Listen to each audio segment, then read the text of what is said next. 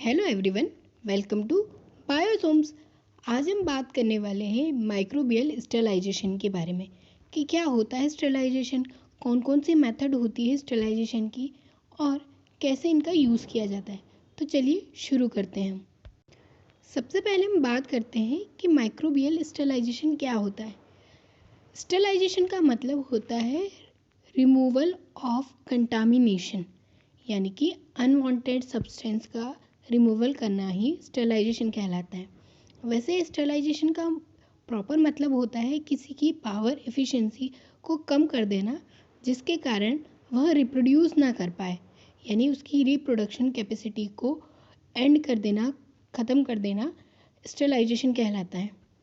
पर microbial sterilisation की जब हम बात करते हैं तब माइक्रोबियल स्टेरिलाइजेशन मतलब अनवांटेड माइक्रो ऑर्गेनिजम्स को हमारे रिक्वायर्ड प्लेस से हटाना स्टेरिलाइजेशन कहलाता है। इसकी दो मेथड्स होती हैं, फिजिकल और केमिकल मेथड। उससे पहले हम ये समझते हैं कि इसकी ज़रूरत क्यों होती है। जब हम लेबोरेटरी में कोई एक्सपेरिमेंट करते हैं या हमें कोई रिक्वायर्ड या स्पेसिफिक माइक्रो ऑर्गेनिज्म की नीड होती है, तब हम इस प्रोसीजर को फॉलो करते हैं, जिसमें लैब का स्टेरिलाइजेशन के साथ साथ जिस मीडिया का प्रिपरेशन हम करते हैं, जिस पे हम माइक्रोब्स ग्रो कराने वाले हैं, उससे रिलेटेड सारी चीज़ें, यानी कि मीडिया का, ग्लास वेयर्स का, इक्विपमेंट्स का, सबका स्टेरिलाइजेशन किया जाता है। यहाँ तक कि जिस प्लेस पर हम काम करते हैं, यानी कि जिस प्लेस का हम यूज़ करते हैं, उसे भी स्टेरिलाइज किया जाता है।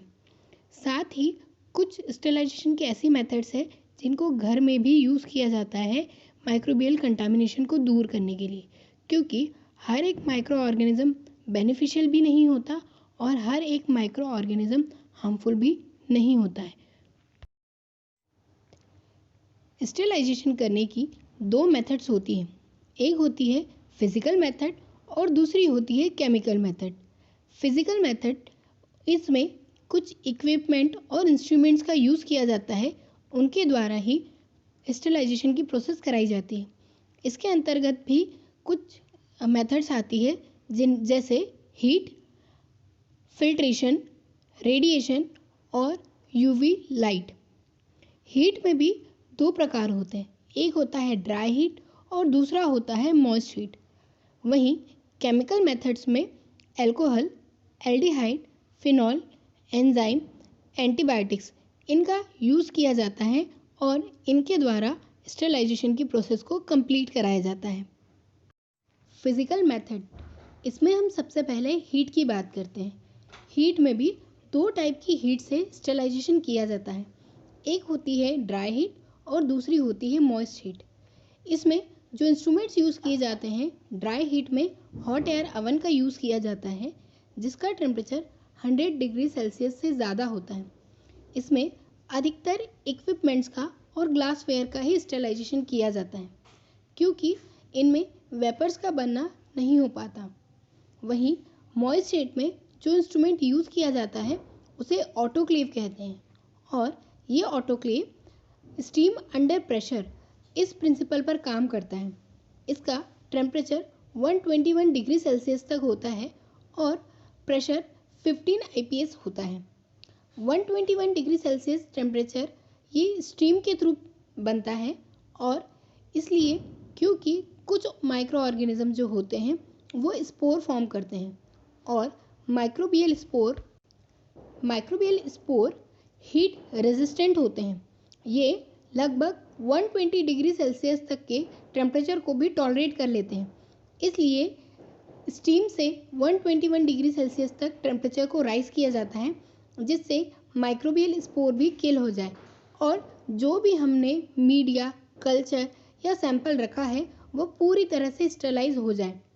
इसका टेम्परेचर बहुत हाई होने की वजह से इसमें ग्लासवेयर और मीडिया अधिकतर स्टेरिलाइज किए जाते हैं।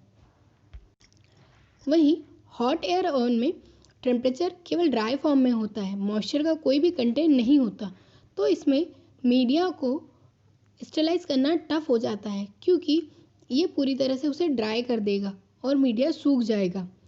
अब कुछ क्वेश्चन ये भी राइज होते हैं कि क्या मीडिया को प्रिपेयर करने के बाद ही स्टेरिलाइज करना चाहिए।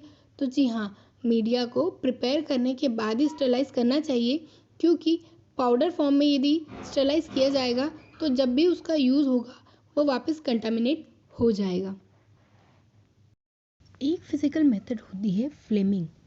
इसमें स्पिरिट लैम्प या बर्नर का यूज़ किया जाता है, जिसके द्वारा लेमिनार एयर फ्लो में इनोकुलेशन लूप और टेस्ट ट्यूब या भी जो कल्चर ट्यूब या कल्चर फ्लास्क होता है उसके सरफेस को स्टरलाइज किया जाता है। यानी कि जब भी इनोकुलेशन किया जाता है उससे पहले लूप को स्टराइल करने के लिए फ्लेमिंग का यूज़ करते हैं। साथ ही फ्लेमिंग की प्रोसेस का यूज़ स्लाइड को स्टरलाइज करने के लिए भी किया जाता है और कभी कभी बैक्टीरिया को फिक्स करने के लिए जब हम स्टेनिंग करते हैं तब स्लाइड पर बैक्टीरिया को फिक्स करने के लिए भी किया जाता है। दूसरी फिजिकल मेथड है फिल्ट्रेशन। इसमें दो प्रकार के फ़िल्टर यूज़ किए जाते हैं। एक होता है हेफा फ़िल्टर जो कि लेमिनार एयर फ्लो नामक इंस्ट्रूमेंट में प्रेजेंट होता है, जिसका फुल फॉर्म होता है हाई एफिशिएंसी पार्टिकुलेट एयर। इसका साइज़ यानी इस फिल्टर का साइज़ बहुत छोटा होता है, लगभग 0.04 माइक्रोन, जिसके कारण यह किसी भी माइक्रो ऑर्गेनिज्म को लेमिनार में इंटर नहीं होने देता। लेमिनार एयर फ्लो एक बेंच लाइक स्ट्रक्चर होता है जिसके अंतर्गत माइक्रोबियल प्रैक्टिकल किए जाते हैं, जैसे मीडिया की पोरिंग करना, स्ट्रिकिंग करना, स्प्रेडिंग करना और साथ ही इस लेमिनार एयर फ्लो को अल्कोहल से क्लीन भी किया जाता है। वहीं दूसरा फिल्ट्रेशन होता है मेम्ब्रेन फिल्टर। कुछ मीडिया ऐसे होते हैं जिनमें एंजाइम का कंटेंट ज़्यादा होता है, जिसकी वजह से उन्हें हीट या ऑटोक्लेव से स्टरलाइज नहीं किया जा सकता, इसलिए उन्हें फिल्ट्रेशन द्वारा स्टरलाइज किया जाता है। इसमें मेम्ब्रेन फिल्टर का यूज़ किया जाता है जिसका साइज़ बहुत छोटा होता है, जिसके कारण कोई भी माइक्रो ऑर्गेनिज्म साथ ही कोई एक्स्ट्रा पार्टिकल भी मीडिया के अंदर फिल्ट्रेशन के बाद नहीं आता। तीसरी फिजिकल मेथड होती है रेडिएशन, यानी किन्हीं रेज का यूज़ करके स्टेरिलाइजेशन करना। स्पेशली इसमें एक्सरे और गामा रे का यूज़ किया जाता है, क्योंकि माइक्रोबियल सेल वो एक प्रोकैरियोटिक सेल होती है, उसका न्यूक्लियस मैच्योर नहीं होता, जिसके कारण वो इतनी हाई एफिशिएंसी की रेज को टॉलरेट नहीं कर पाते हैं और उसी समय उनकी सेल रप्चर हो जाती हैं। साथ ही यूवी लाइट भी एक फिजिकल मेथड है। यूवी लाइट म्यूटेशन कॉज करती है और यह सडन म्यूटेशन बैक्टीरिया या माइक्रोबियल सेल टॉलरेट नहीं कर पाती, जिसकी वजह से उनमें सडन डेथ हो जाती है या चेंज हो जाता है, जिसके कारण उनकी रिप्रोड्यूस करने की कैपेसिटी कम हो जाती है। इस प्रकार यूवी लाइट का यूज़ लेमिनार एयर फ्लो में किया जाता है जब हम कोई माइक्रोबियल प्रैक्टिकल परफॉर्म करते हैं उससे पहले, ताकि पूरी तरह से हमारा प्रैक्टिकल कंटामिनेशन फ्री हो। अब हम बात करते हैं स्टेरिलाइजेशन की केमिकल मेथड्स पर। केमिकल मेथड्स वो मेथड है जिनमें किसी प्रकार के केमिकल का यूज़ करके स्टेरिलाइजेशन की प्रोसेस को कराया जाता है, जो सरफेस क्लीनिंग के साथ साथ बैक्टीरियोसाइड या पेस्टिसाइड का काम भी करता है। इसमें सबसे पहले आता है अल्कोहल। अल्कोहल तो सभी जानते हैं, अब हम सैनिटाइज़र के फॉर्म में इसे कंटिन्यू यूज़ करते आ रहे हैं और ये एक तरह से सरफेस क्लीनर का काम करता है। अल्कोहल यानी कि इसके पास बैक्टीरिया को पूरी तरह से रिमूव करने की कैपेसिटी होती है। अल्कोहल अपने सराउंडिंग में जितने पर ये अप्लाई हुआ है वो आसपास के सारे माइक्रो ऑर्गेनिज्म को हटा देता है। यदि इसके कांटेक्ट में कंटिन्यू कोई माइक्रोबियल सेल रहती है तो ये आसानी से उस सेल को रप्चर कर देता है, जिसकी वजह से वह पूरी तरह से डीनेचर हो जाती है। वहीं अल्कोहल का यूज़ केवल हैंड सैनिटाइज करने के लिए नहीं, सरफेस क्लीनिंग के लिए भी किया जाता है, साथ ही कुछ इक्विपमेंट की वॉशिंग के लिए भी किया जाता है, ताकि पूरी तरह से माइक्रोबियल रिमूवल हो जाए। अल्कोहल का यूज़ करने से कंटामिनेशन के चांस बहुत कम होते हैं। लेमिनार एयर फ्लो की क्लीनिंग करने के लिए भी अल्कोहल का यूज़ किया जाता है, साथ ही सरफेस क्लीनर के फॉर्म में भी इसका यूज़ किया जाता है। जब हम कोई स्टेनिंग टेक्निक परफॉर्म करते हैं तो स्लाइड को वॉश करने के लिए भी अल्कोहल का यूज़ किया जाता है। हाई अमाउंट ऑफ अल्कोहल थोड़ा हमारी बॉडी के लिए हार्मफुल होता है, पर यदि अल्कोहल का कुछ अमाउंट हमारी बॉडी में यानी कि हैंड सैनिटाइजिंग करने के लिए या वाइपिंग करने के लिए हमारे लिए यूज़फुल होता है। कहीं कहीं स्पिरिट के फॉर्म में भी अल्कोहल का यूज़ किया जाता है। अगली केमिकल स्टेरिलाइजेशन की मेथड है फिनॉल। फिनॉल भी अल्कोहल की तरह ही सरफेस क्लीनर होता है। साथ ही इसका यूज़ लैब के साथ साथ हाउस होल्ड्स में भी किया जाता है। ये माइक्रो ऑर्गेनिज्म को पूरी तरह से रिमूव करने के लिए कैपेबल है। साथ ही ये इंसेक्टिसाइड भी होता है। यदि फिनॉल का हम यूज़ करते हैं तो दूसरे इंसेक्ट वहाँ इफ़ेक्ट नहीं करते।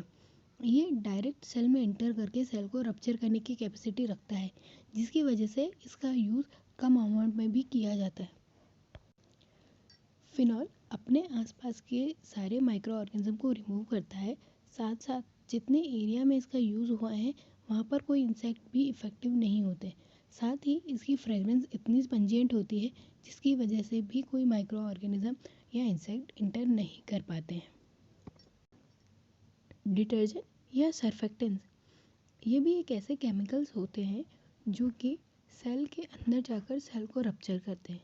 जिस प्रकार डिटर्जेंट किसी कपड़े में से उसके डस्ट के आसपास चिपक कर उसे रिमूव करता है, वैसे ही डिटर्जेंट और सर्फेक्टेंट्स एक तरह के सरफेस क्लीनर होते हैं और ये सेल के अंदर इंटर करके उसके जेनेटिक मटेरियल तक को डिस्ट्रॉय कर देते हैं। वैसे मेनली इनका यूज़ क्लीनिंग पर्पस के लिए किया जाता है और इक्विपमेंट्स क्लीनिंग के लिए किया जाता है, ताकि यदि कोई भी माइक्रो ऑर्गेनिज्म या कंटामिनेशन वाली चीज़ उसमें प्रेजेंट हो तो वो पूरी तरह से रिमूव हो जाए। ये बहुत ज़्यादा झाग का फॉर्मेशन करता है, जिसकी वजह से वह झाग के साथ पूरी तरह से बाहर आ जाते हैं।